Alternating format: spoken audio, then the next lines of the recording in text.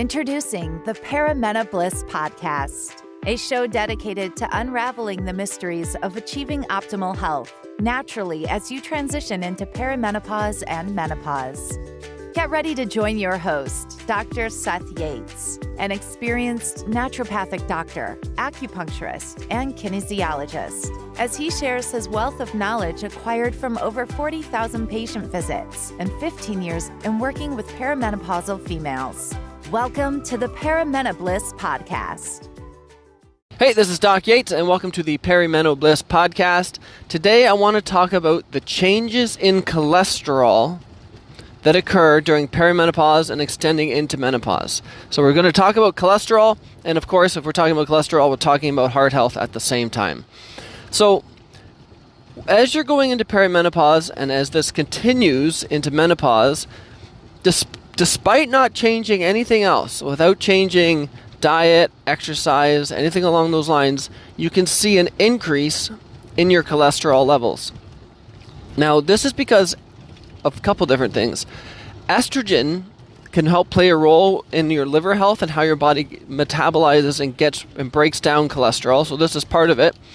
But also remember that cholesterol is basically the building blocks to making those hormones. So you're then using less cholesterol to build hormones at the same time. That part doesn't seem to be as important as the breaking down, because it's this decrease in estrogen that leads to this. So as your estrogen decreases, you're not getting this same breakdown of your cholesterol, and therefore you're seeing an increase in your LDL. And the LDL is one they refer to as the bad cholesterol. HDL is what they refer to as the good cholesterol. Now, at the same time, this has become a little bit more debatable. But think of LDL as something that binds to the cholesterol and takes it out to the arteries, and HDL is the one that brings it back. So lower levels of estrogen leads to increased LDL, which leads to increased cholesterol in the blood and arteries. Interestingly, when you take bioidentical estrogen, now they've done this in a study, is that when you take bioidentical estrogen, it corrects and reduces your cholesterol levels again. So it obviously can't just be the fact because that the cholesterol is being made into hormones, because you're still not making these hormones. Now you're taking them through your skin. You're putting a cream on your skin. But just by boosting your estrogen levels back up, you will see a correction in your cholesterol levels. And again, we're still not even talking about diet or exercise or anything. We're just talking just about hormones. Your hormones and correcting your hormones can correct your cholesterol levels, which means that the answer is not, here's a statin, go home. If all of these changes are happening during menopause and the underlying changes, your hormones are changing, the correct answer is to fix your hormones, not to start taking a bunch of other medications to treat all the side effects from this hormone imbalance. Now, interestingly, synthetic progesterone. So a lot of times when you're given, say, birth control, they'll say, oh, this is a progesterone one. It's not. There are synthetic progesterones, and these are called progestins. The progestins, while they can stop you from getting pregnant, which is their main goal for birth control, they do not give the benefits of actual progesterone. So a bioidentical progesterone can actually assist with this cholesterol lowering, whereas if you're using a synthetic progestin, it inhibits the benefits of taking a bioidentical estrogen. So even if someone gave you a bioidentical estrogen patch and they're, oh, here's some progesterone, but they didn't give you a bioidentical progesterone, then you're not even getting the benefits. So it's really important that you want to balance these two together and make sure that they're both bioidentical. So bioidentical estrogen, which is typically two estrogens, estradiol and estriol, used in conjunction with bioidentical progesterone. Okay, now, some other really important keys that we do want to get into, because the hormone balance part of it is honestly as simple as just that. If your cholesterol levels are going up, if you're in perimenopause, you check your hormones, you balance them. As they shift more, as the years change, as you get closer to 50, you just check them again and continuously balance them. That part is fairly straightforward. But the other key points that can play a role with your cholesterol, we don't want to forget about the importance of diet. Diet, the best diet when it comes to heart health, especially if you have a strong family history of heart disease, the Mediterranean diet is by far the most studied diet when it comes to heart disease. So what does that mean? Lots of vegetables, like high fiber, garlic, olive oil, fish, and it doesn't mean all the refined foods. So you're not eating tons of like fried foods, you're not eating tons of like sugary foods. It's whole foods, whole grains, legumes, fish, and lots of things like garlic and olives. Exercise is key. Now, interestingly enough, really like long endurance exercises are not as good for your heart health.